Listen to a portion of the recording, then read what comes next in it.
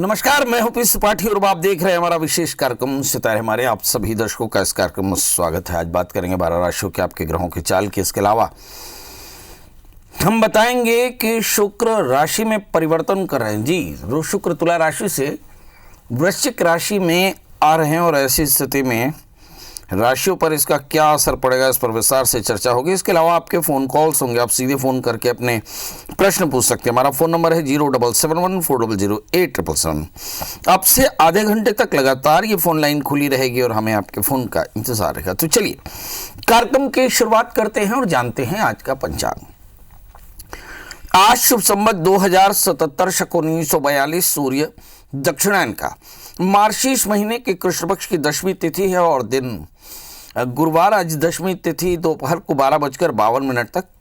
आज हस्त नक्षत्र होंगे दिन को 10:51 तक। आज चंद्रमा कन्या राशि में होंगे। आज का राहु काल 1:18 से 2:39 तक होगा। तो दोस्तों ये तो था पंचांग और अब बात करते हैं शुक्र की। शुक्र 11 दिसंबर को 5:17 पर वृश्चिक राशि में प्रवेश करेंगे और 4 जनवरी 2021 तक वो इसी राशि पर रहेंगे 5:04 तक।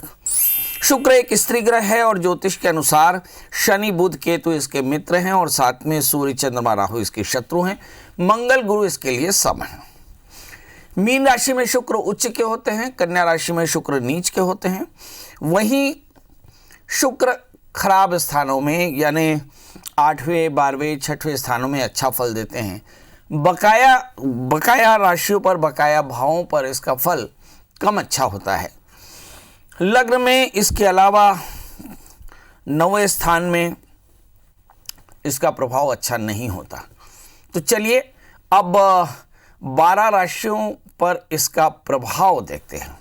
बड़ी बात है कि शुक्र ऐसे समय में परिवर्तित हो रहे हैं जबकि मकर राशि में शनि हैं और मकर राशि में नीच के बृहस्पति हैं। ऐसे स्थिति में शुक्र वृश्चिक राशि में प्रवेश कर रहे हैं और यहाँ पर पहले ही सूर्य बुध और केतु पड़े हुए हैं।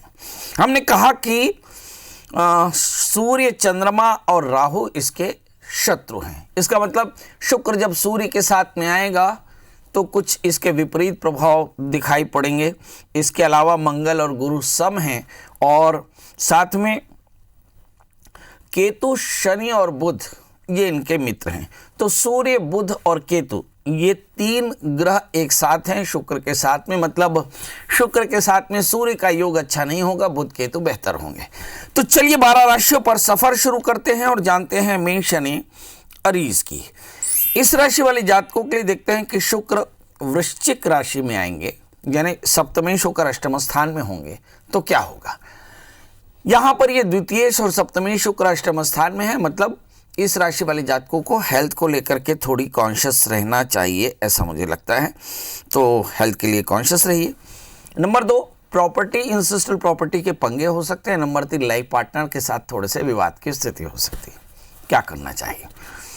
अब देखिए बुध अकेले शुक्र नहीं बैठे, यहाँ पर सूर्य बुध केतु और शुक्र एक साथ बैठे हैं। मतलब चारों का असर इस राशि पर पड़ने वाला है। तो इस राशि वाले जातकों को ज़्यादा सावधान रहना चाहिए। मतलब मेष राशि वाले जातकों के लिए शुक्र का परिवर्तन थोड़ा ज़्यादा पैनिक है क्योंकि सूर्य बुध और केतु भी उसके साथ में है। क्या करना चाहिए। तो इस राशि वाले जातकों के लिए अपने हेल्थ का ध्यान करें। नंबर 2, आप शुक्र की प्रियता के लिए भगवती महामाया के दर्शन करें, कन्याओं को भोजन कराएं, सफ़ेद वस्त्रों का दान करें और शुक्र के मंत्रों का जप करें, दुर्गा जी की पूजा करें तो शुक्र का ये ट्रांजिट बेहतर होगा। बात कर लेते हैं दोस्तों वृषभ राशि की। लग्न में राहु है और अब 7वें स्थान में सूर्य बुध केतु और शुक्र पड़ जाते हैं। ऐसी स्थिति में क्या हो सकता है। तो ऐसी स्थिति में हो सकता है कि भाई आपकी शादी जैसी बात हो जाए, कुछ लोगों की लव लाइफ की शुरुआत हो जाए। सप्तम स्थान पर रोगेश होकर के बैठे हैं। मतलब लाइफ पार्टनर की सेहत का थोड़ा सा ध्यान रखना होगा। क्या करना चाहिए।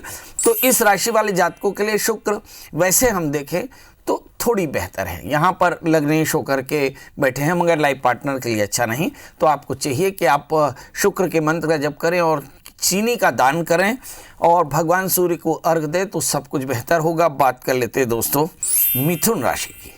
इस राशि में शुक्र वृश्चिक राशि में आ रहे हैं और वृश्चिक राशि में मतलब द्वादशे शुक्र हैं और ये पंचमे शुक्र छठे स्थान में है।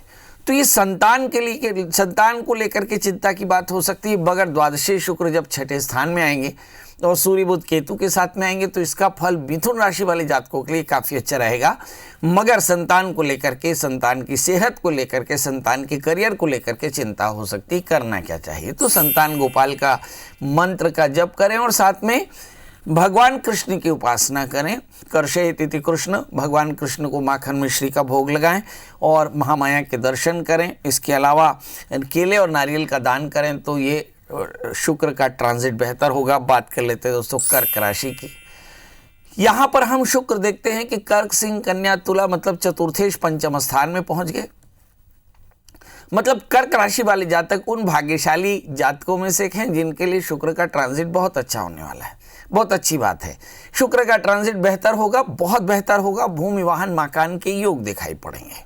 यहाँ पर एकादशे शुक्र 7वें स्थान में बैठे हैं, मतलब 5वें स्थान में बैठे हैं। मतलब कह सकते हैं कि आय की स्थिति बेहतर होगी। थोड़ा सा फाइनेंस का क्रंच इन्वेस्टमेंट के कारण कम हो सकता है, फाइनेंस का क्रंच थोड़ा सा ज़्यादा बढ़ सकता है क्योंकि आपके इन्वेस्टमेंट ज़्यादा होंगे। यदि आपने ज़्यादा किए तो निश्चित तौर पर क्रंच दिखाई पड़ेगा, अदरवाइज आपके पास कंफर्टेबल रहेगा। इस राशि वाले जातकों के लिए क्या करना चाहिए? तो शुक्र का फल और अच्छा करना हो तो बहुत बढ़िया, आप महामाया के दर्शन करें और वहाँ जा कर के चीनी का दान करें, मिश्री का दान करें, माखन का भोग लगा करके बच्चों में बांटें तो ये शुक्र का ट्रांजिट बेहतर होगा। बात कर लेते हैं दोस्तों सिंह राशि की। इस राशि में हम देखते हैं कि सिंह, कन्या, तुला, वृश्चिक चौथे स्थान में, तृतीय शुक्र चौथे स्थान में जाए तो क्या होगा? तो फिर मनोबल बढ़िया होगा, परिवार को लेकर के सुख बेहतर होंगे। सिंह राशि में हम देखें तो ऐसा लगता है कि दशमें शुक्र फिर चौथे स्थान में बैठे हैं। मतलब सत्ता से सरोकार अच्छे होंगे, बॉसेस के साथ रिलेशन अच्छे होंगे, वर्क प्लेस में होल्ड अच्छी होगी। क्या करना चाहिए? चीज़ों को ज़्यादा बेहतर बनाने की ज़रूरत है तो बढ़िया सुंदर दुर्गा स्तुति का पाठ करें, दुर्गा जी की पूजा करें, कृष्ण की पूजा करें, है ना, और शिव महिमा स्तोत्र का पाठ, विष्णु सहस्त्रनाम का पाठ करें तो परेशानियां दूर होंगी और चीज़ें और बेहतर होंगी। बात कर लेते हैं दोस्तों कन्या राशि की। यहाँ पर शुक्र धनेश होकर के तीसरे स्थान में और भाग्येश होकर के तीसरे स्थान में, मतलब भाग्य की वर्धना करते हैं, संपत्ति की वर्धना करते हैं और लाभ की स्थिति रहती है। चीज़ें ज़्यादा बेहतर होती हैं, ज़बरदस्त महत्वाकांक्षी होते हैं, बड़े काम निपट जाते हैं। करना क्या चाहिए? तो इस राशि वाले जातकों के लिए चाहिए कि ये भी महामाया की पूजा करें, क्योंकि ऐसे कहते हैं कि स्वाश्रितम रक्षणं करोति ये माया इति।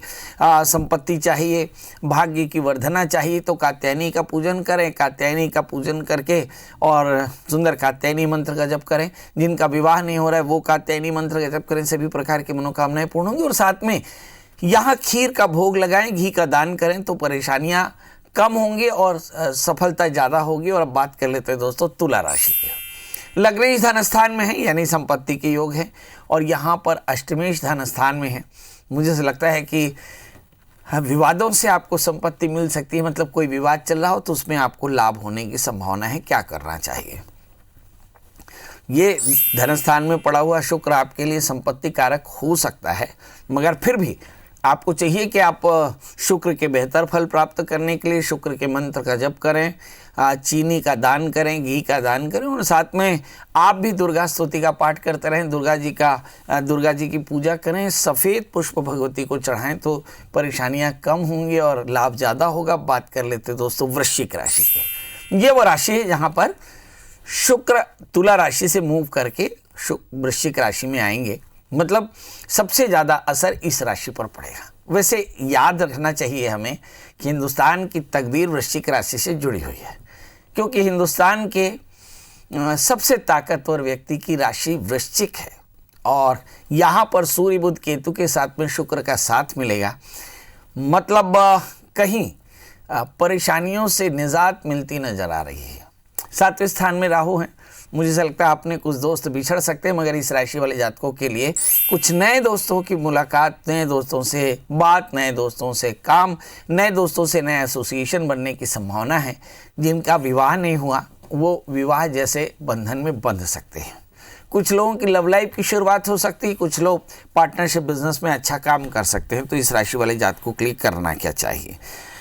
अच्छे दोस्त मिले, अच्छा साथ मिले और माया आपकी बढ़ जाए तो तो इसके लिए महामाया की शरण में जाना बेहतर है। वैसे शुक्र का कंप्लीट डायग्नोसिस ही महामाया के पास में है, तो इसलिए महामाया की शरण में जाएं और दुर्गा स्तुति का यहाँ भी पाठ करें, दुर्गा जी को सुंदर कमल का फूल चढ़ाएं और साथ में कमलगट्टे और नारियल का भोग लगाएं तो परेशानियां दूर होंगी और लाभ बेहतर होगा। बात कर लेते हैं दोस्तों धनु राशि की।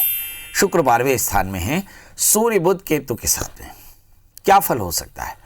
तो शुक्र रोगेश होकर के 12वें स्थान में है और एकादशेश होकर के 12वें स्थान में है। यूं तो दिखाई पड़ता है कि शुक्र 12वें स्थान में बुरा फल देगा, पर मुझे ऐसा लगता है कि नहीं, 12वें स्थान में इसका फल बहुत अच्छा होगा। ऋण रोग व्याधि शत्रुता की परेशानियां दूर होंगी। खर्च थोड़ा सा ज़्यादा हो सकता है, इसलिए फाइनेंस का क्रंच दिखाई पड़ेगा। क्या करना चाहिए? पहला तो खर्च पर कंट्रोल करें और दूसरा शुक्र के मंत्र का जप करें। और आपको चाहिए कि आप सफ़ेद वस्त्रों का दान करें, कपूर का दान करें, चीनी का दान करें, चावल का दान करें, तो चीज़ें और बेहतर होंगी। अब बात कर लेते हैं दोस्तों मकर यानी कैप्रिकॉन्स की। शुक्र 11वें स्थान में पहुंच गए और शुक्र दशमेश होकर के 11वें स्थान में है। यूं दिखाई पड़ता है कि आय की स्थिति बेहतर होगी, पर मुझे ऐसा लगता है कि फाइनेंस का क्रंच दिखाई पड़ सकता है। यहाँ पर आप देखिए कि ये पंचमेश होकर बैठे, संतान को लेकर के थोड़ी चिंता हो सकती है। क्या करना चाहिए? तो आपको सारे कष्टों की निवृत्ति के लिए बड़ा आसान सा उपाय कि आप दुर्गा कवच का पाठ करें, भगवती महामाया की पूजा करें और साथ में थोड़े से चीनी का दान करें, तो आपकी भी परेशानियां दूर होंगी। और बात कर लेते हैं दोस्तों कुंभ यानी एक्वेरियस की। इस राशि में हम देखते हैं कि शुक्र पहुंच गए भाग्येश होकर के 10वें स्थान में, जो वर्क प्लेस में आपको बेहतर अवसर देने की चेष्टा कर सकते हैं। इस समय चतुर्थेश भी हैं, भूमि वाहन मकान के योग दे सकते हैं। पर याद रखिए, चाहे मकान खरीदें, चाहे वाहन खरीदें, चाहे नए अवसर मिले, तनाव थोड़ा सा बढ़ सकता है। बॉसेस के साथ रिलेशन थोड़े खराब हो सकते हैं, क्योंकि शुक्र का केंद्र भाव में होना अच्छा फल नहीं दे सकता। तो इस राशि वाले जातकों के लिए करना क्या चाहिए? तो इस राशि वाले जातकों के लिए भगवती महामाया की उपासना करना और साथ में नवार्ण मंत्र ओम ऐं ह्रीं क्लीं चामुंडाई विच्ची, इस मंत्र का शापोद्धार और कीलक इत्यादि के साथ में मंत्र का जाप करें तो निश्चित तौर पर इससे फायदा होगा। बात कर लेते हैं दोस्तों मीन राशि की। अब इस राशि में हम देखते हैं कि शुक्र तृतीयेश होकर के बैठे भाग्य स्थान में, मतलब इमोशंस काफ़ी अच्छे हैं। भाग दौड़ के बाद में आपको लाभ भी आपको बढ़िया मिल जाएगा, मतलब चीज़ें बेहतर हैं। तो इस राशि वाले जातकों के लिए देखते हैं कि नए तरह का कॉन्फिडेंस, नए तरह के इमोशंस, नए तरह के एम्बिशन आपको दिखाई पड़ेंगे। तो इस राशि वाले जातकों को अपने इमोशन, अपने एम्बिशन और अपने लाभ को बढ़ाने के लिए क्या करना चाहिए? तो ऐसे इस समय आपको चाहिए कि आप महामाया की पूजा करें, साथ में शुक्र के मंत्र जप करें। शुक्र की प्रियता के लिए चीनी, घी और दही का दान करें तो आपके लिए समय बेहतर होगा। तो दोस्तों ये तो था मेष से लेकर मीन का हाल। हमने बताया कि शुक्र का जो ट्रांजिट है, जो 11 तारीख को होने वाला है, उसका क्या असर होगा। अब हमारे कॉलर्स का सिलसिला शुरू होता है। हमारे साथ पहली कॉलर हेमलता जी हैं और दूसरे कॉलर हैं हितेंद्र जी। आप दोनों का बहुत बहुत स्वागत है। सबसे पहले हेमलता जी अपनी डेट ऑफ बर्थ, टाइम और प्लेस बताएं। नमस्ते पंडित जी। नमस्कार जी, मेरा डेट ऑफ बर्थ है 2 अक्टूबर 1991 और समय है 4:25 सुबह, बुधवार। जन्म स्थान दुर्ग। जी बताइए, क्या जानना चाहती हैं? जी, मुझे जानना है कि मैं अभी गवर्नमेंट जॉब के लिए देख रही हूँ, पर 2 साल से हो गया, मेरा कुछ सक्सेस नहीं मिल पा रहा है और शादी भी नहीं हो पा रहा है, तो उसमें भी सक्सेस नहीं हो रहा है। चलिए आइए देखते हैं शादी क्यों नहीं हो पा रही। क्योंकि आपका जन्म लग्न सिंह है और आपकी जो राशि है वो मिथुन। इस समय बृहस्पति अष्टम स्थान में होगा और आपके जन्म कुंडली में सप्तमी 6ठे स्थान में बैठे हैं। तो शादी से पहले एक छोटा सा कुंभ विवाह नांदी मुख शादी के साथ में करा लें, जब चंद्रमा तारा अनुकूल हो। और मैं आपको बता दूं कि चंद्रमा तारा अनुकूल कुल 13 तारीख तक रहने वाले, मतलब बहुत जल्दी आपको कुंभ विवाह करा लेना चाहिए। दूसरा प्रश्न कि आपको सफलता क्यों नहीं मिल रही है? इसलिए क्योंकि तृतीय शुक्र है और तृतीय शुक्र लग्न में बैठे हैं। अभी हमने कहा कि जब कभी भी जातक के लग्न में शुक्र होता है तो उसके जीवन में संघर्ष हो सकता है। सोने पे सुहागा इस बात का है कि बृहस्पति के साथ में शुक्र बैठे हैं तो दोनों ही विपरीत एक दूसरे के जो शत्रु हैं वो एक साथ बैठ गए हैं। आपको चाहिए कि आप एक 4 कैरेट का माणिक, 4 कैरेट का टोपाज धारण करें, मंगल का व्रत करें, नमक तेल का त्याग करें, मंगल स्तोत्र का पाठ करें, तो आप देखेंगे 1 वर्ष के भीतर में आपको बढ़िया नौकरी मिल जाएगी। तो मेरी तरफ से ढेर सारी शुभकामनाएं। अब हमारे साथ दूसरे कॉलर हैं हितेंद्र जी। हितेंद्र जी, आपका बहुत बहुत स्वागत है। बताइए क्या जानना चाहते हैं। हाँ पंडित जी प्रणाम। जी प्रणाम करता हूँ। मैं ये जानना चाह रहा था, मेरा लड़का का नाम है विशाल सिंह। क्या नाम है? विशाल सिंह। दीपांश। विशाल विशाल। जी बताइए। उसका जन्म तारीख है 8/3/2001 और समय? 11:45। सुबेरे शाम? रात को 11:45। जन्म स्थान? रायपुर। प्रभु क्या जानना चाहते हैं इसके लिए? मैं अपने बच्चे के बारे में जानना चाहता हूँ, इसका भविष्य कैसा होगा, अभी इसकी पढ़ाई लिखाई या आगे का भविष्य कैसा होगा। अभी क्या करते हैं ये? अभी तो पढ़ाई कर रहा है, 12वीं क्लास में है। 12वीं क्लास में। एक बार डेट ऑफ बर्थ फिर से बता दें। 8/3/2001। चलिए 19 साल। कक्षा 12वीं। मुझे ऐसा लगता है कि कुछ गड़बड़ है। इस बच्चे का जन्म लग्न वृश्चिक है, इसकी जो राशि है वो है सिंह, लग्न में मंगल है, तो एनर्जी लेवल बहुत हाई है। तृतीय शनि 7वें स्थान में है। मुझे ऐसा लगता है कि वयस्कता का, कैशोर्यावस्था का असर भी इन पर हुआ है। जी इस समय जो दशाएं चल रही हैं, बुध के अंतर दशाएं चल रही हैं, चित्त एकाग्र है, मगर मुझे ऐसा लगता है कि ये और भी बेहतर हो सकता था, क्योंकि लग्न में मंगल है, कंसिस्टेंसी की बहुत ज़बरदस्त कमी रहती है। इस राशि इन्हें करना क्या चाहिए, तो इनका समय आगे तो बेहतर है, मगर उसके बाद थोड़े से बेहतर नहीं है, क्योंकि शुक्र की अंतर्दशाएं चलेंगी तो फिर 3 साल थोड़ी सी परेशानी आ सकती है, वर्ष 2022 के बाद। तो मुझे ऐसा लगता है कि इनके लिए सबसे पहले तो काउंसलिंग करा लीजिए। दूसरा ये देखिए कि ये बच्चा आगे चल करके ये जो ग्रेजुएशन किस विषय पर करेगा, क्योंकि मुझे ऐसा लगता है कि ग्रेजुएशन इन्हें साइंस विषय में करना चाहिए, पर अब डिपेंड करता है कि इनकी चॉइस क्या है। और इनके लिए एक 8 कैरेट का इटालियन मूंगा, 4 कैरेट का टोपास पहना दें, और इनके लिए लगातार माता पिता 1 वर्ष तक सोमवार का व्रत करें तो इनकी परेशानियां दूर होंगी। याद रखिए इस बच्चे के अंदर में एनर्जी बहुत है, और ऐसे बच्चों के एनर्जी को चैनलाइज नहीं किया तो ऐसा मान कर सकते हैं कि इसके करियर में काफ़ी परेशानियां होती हैं। चलिए तो अब हमारे साथ अगली कॉलर हैं रंजिता। रंजिता जी, आपका बहुत बहुत स्वागत है। बताइए क्या जानना चाहते हैं।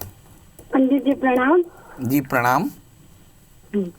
मेरा जन्म तिथि है 12 फरवरी 1991। समय? सुबह का 11:30 बजे। जन्म स्थान है नेवरा, छत्तीसगढ़। ये सुबह क्या हुआ? सुबह 11:30 बजे का मेरा जन्म है। 11:30 या 12:30? 11:30 सुबह, मतलब बहुत बढ़िया। बेटा क्या जानना चाहती हैं आप? मैं अपने शादीशुदा जीवन के बारे में जानना चाहती हूँ पंडित जी। मेरी शादी को 5 साल हो गया, लेकिन मैं अपने मैके में रहती हूँ। अभी कोर्ट में अर्जी दी हूँ, तो क्या होगा कि मैं अपने ससुराल जाऊंगी या फिर डिवोर्स हो जाएगा मेरा? आप एक बार अपनी जन्म तारीख फिर से बताएं। 12 फरवरी 1991। 97 या 98? 91। 91? हाँ जी जी, वही मैं सोच रहा था कि ऐसा कैसे हो सकता है।